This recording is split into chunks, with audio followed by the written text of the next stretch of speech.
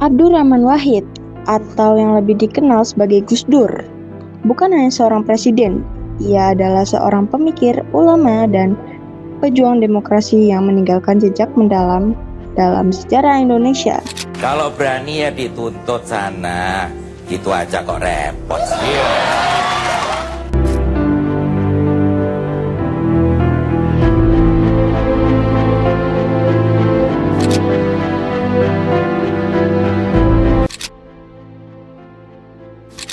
Abdurrahman Wahid, atau yang lebih dikenal sebagai Gus Dur, lahir pada 7 September 1940 di Jombang, Jawa Timur.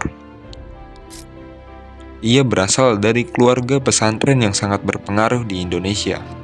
Ayahnya, Kiai Haji Wahid Hasyim, yang merupakan Menteri Agama pertama di Republik Indonesia. Sementara kakeknya, Kiai Haji Hasyim Asy'ari, adalah pendiri Nahdlatul Ulama, atau sering disebut NU, organisasi Islam terbesar di Indonesia.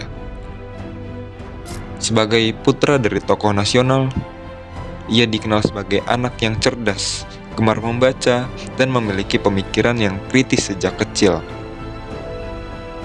Pada tahun 1964, Gus Dur mendapatkan kesempatan untuk belajar di Universitas Al-Azhar, Kairo di Mesir.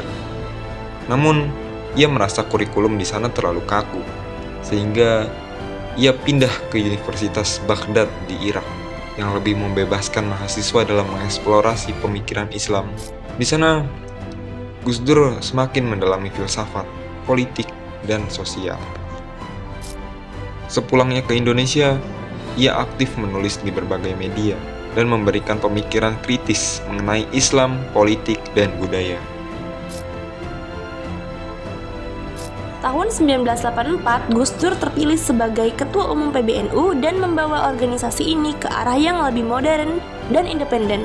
Ia dikenal sebagai sosok yang memperjuangkan demokrasi, toleransi, dan hak asasi manusia. Sejak tahun 1990-an, Gus Dur semakin aktif dalam gerakan demokrasi. Ia menjadi salah satu tokoh yang berani mengkritik pemerintah Orde Baru di bawah pimpinan Soeharto. Tahun 1999, setelah reformasi menggulingkan Orde Baru, Gus Dur terpilih menjadi Presiden keempat Republik Indonesia melalui sidang umum MPR.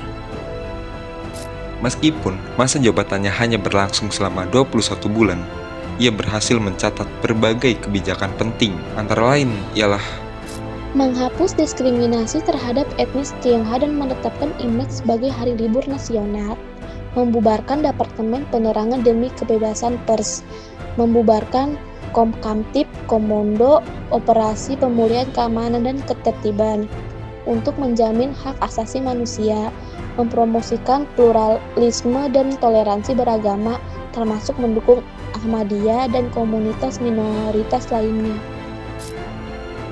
Namun, langkah-langkahnya juga menuai kontroversi, terutama kebijakan reshuffle kabinet dan konflik dengan DPR yang akhirnya membuatnya dimakzulkan pada tahun 2001.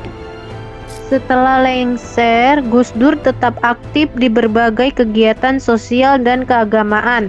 Ia terus menjadi suara bagi demokrasi, toleransi, dan kebebasan beragama.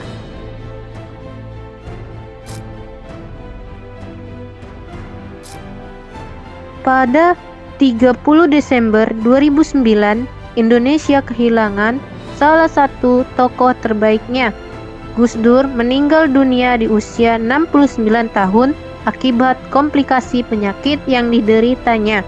Pemakamannya dihadiri oleh ribuan orang dari berbagai kalangan. Bukti bahwa Gus Dur adalah sosok pemersatu bangsa.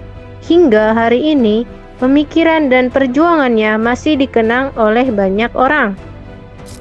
Gus Dur tidak hanya meninggalkan jejak dalam sejarah, tapi juga dalam hati masyarakat Indonesia. Pemikirannya tentang toleransi, demokrasi, dan kemanusiaan yang akan terus menjadi inspirasi bagi generasi mendatang. Kalau berani ya dituntut sana, gitu aja kok repot.